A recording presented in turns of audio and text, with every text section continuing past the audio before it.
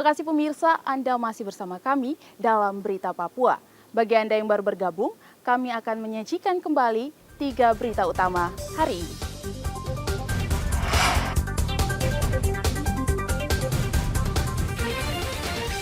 Diduga landasan bandara licin, pesawat karavan milik Smart Air tergelincir di Intan Jaya.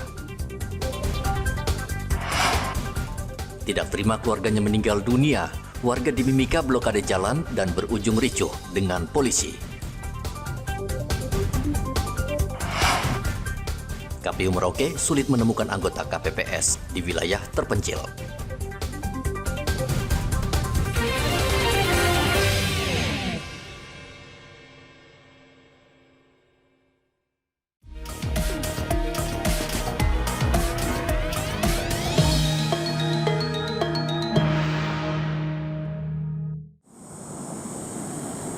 Hingga saat ini KPU Merauke belum mendapatkan anggota kelompok penyelenggara pemungutan suara atau KPPS yang akan bertugas saat pilkada nanti.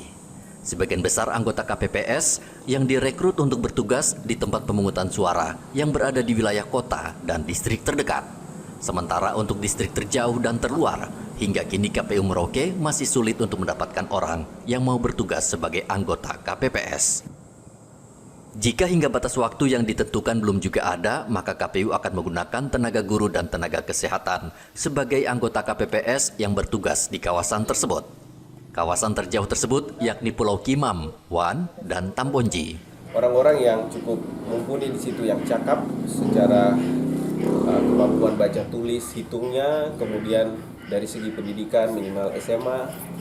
Jadi kalau sesuai petunjuk KPU RI dalam Juknis atau PKPU itu, kita akan ambil dari kayak seperti tenaga medis setempat, perawat atau mantri ataupun guru-guru yang bertugas di daerah tersebut. Seperti begitu. Kalau mereka yang pernah bertugas sebelumnya itu ya Pak, bisa ya. Jadi begini, memang di seluruh Indonesia, terutama kita di wilayah-wilayah kabupaten yang ya masih kategori terjauh, terluar, terpencil, itu memang ada kendala seperti begitu. Kesulitan untuk perekrutan badan ad hoc, dan selalu pemenuhannya itu dengan mekanisme yang sudah diarahkan KPU, yaitu penunjukan langsung. Untuk kawasan-kawasan seperti itu berapa banyak sih yang KPPS-nya harus ditunjuk itu Pak? Ini saya lagi rekap, saya lagi meminta laporan dari semua distrik. Mana-mana saja yang masih kurang. Ya. Kira-kira distrik apa saja Pak yang? Ya, ini kan yang baru melaporkan bahwa sudah lengkap itu kan baru beberapa distrik ya. Yang lainnya itu ya, yang baru melaporkan bahwa sudah lengkap ya terkait Tanah Miring, Semangga, kemudian Malin. Itu yang sudah lengkap. Ada Kawasan atau distrik terluar merupakan tantangan tersendiri bagi KPU dan Bawaslu untuk menyelenggarakan pilkada di Provinsi Papua Selatan, khususnya Kabupaten Merauke.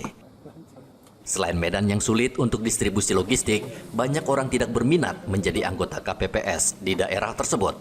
Sukarelawan sebagian besar hanya berminat mendaftar sebagai anggota KPPS di distrik yang ramai atau di kota, bahkan jumlahnya melebihi dari yang dibutuhkan. Muhammad Ridwan melaporkan dari Merauke, Papua Selatan.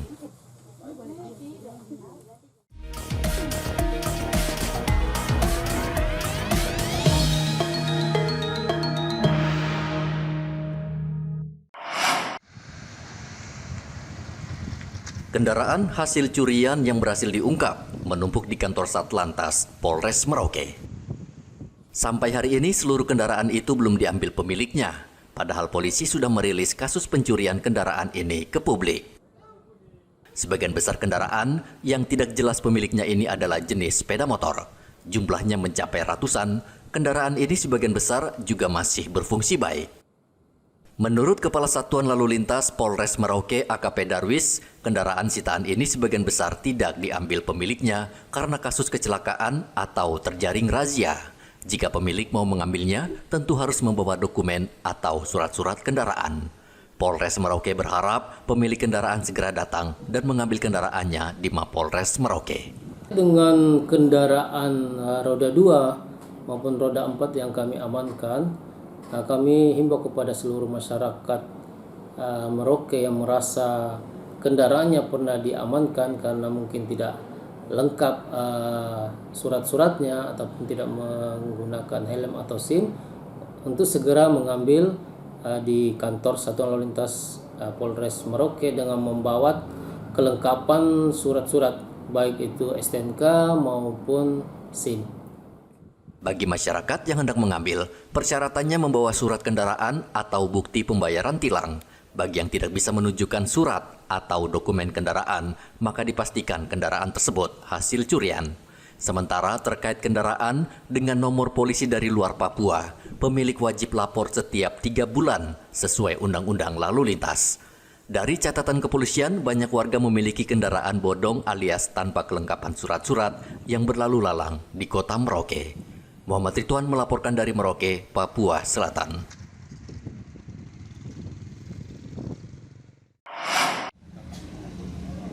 Pemerintah Provinsi Papua mengajak masyarakat untuk memanfaatkan program pemutihan atau penghapusan denda keterlambatan pembayaran pajak kendaraan bermotor.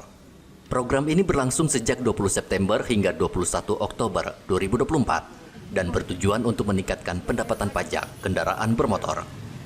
Kepala UPPD Samsat Jayapura, Dian Anggraini, meyakini jika sekitar 200.000 objek memanfaatkan program ini, maka realisasi penerimaan pajak kendaraan bermotor mencapai 65 miliar rupiah.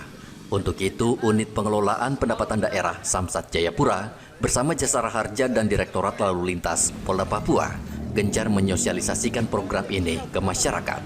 Saat ini kami pemerintah Provinsi Papua sedang menyelenggarakan kegiatan pembebasan denda pajak, pembebasan denda balik nama.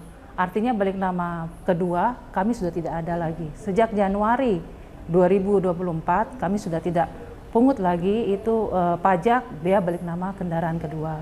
Sementara bea balik nama kendaraan pertama kami hilangkan dendanya. Jadi masyarakat yang mempunyai kendaraan baru yang belum diproses ke Samsat, silakan mempergunakan program pembebasan kali ini. Adapun kegiatan kami tadi di Hamadi bermaksud kami membagi-bagi brosur pembebasan kepada masyarakat sekitar dengan harapan pada program pembebasan kedua ini lebih baik lagi daripada program pembebasan pertama. Ada pembebasan denda pajak sehingga kendaraan Papua ada legalitas untuk bisa dipakai di jalan raya. Kepala Kelurahan Hamadi, Johannes Raprap, berharap Bapenda Papua bisa mendatangi masyarakat di Kelurahan Hamadi agar mereka bisa langsung membayar pajak kendaraan bermotor. Bahwasanya warga dipermudah dengan pelayanan langsung di tempat, di lokasi, dan ditambah hari ini dengan adanya stimulus pembebasan denda pajak, animo warga masyarakat cukup, ya mudah-mudahan menolong mereka semua. Ini diadakan relaksasi atau pembebasan denda pajak di Provinsi Papua yang dilaksanakan mulai dari tanggal 20 September sampai dengan 21 Oktober.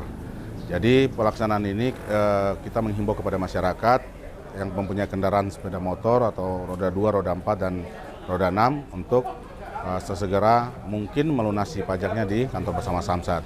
Dan untuk mendekatkan pelayanan kami kepada masyarakat, kami didukung oleh Pak Lurah di Hamadi, dalam artian beliau membuka diri untuk memberi kami kesempatan menggunakan tempat di Hamadi karena kami lihat di Hamadi adalah potensi besar terkait dengan pajak kendaraan bermotor atau banyak pengusaha yang melakukan aktivitas. Siapa tahu mereka lupa, kita mengingatkan.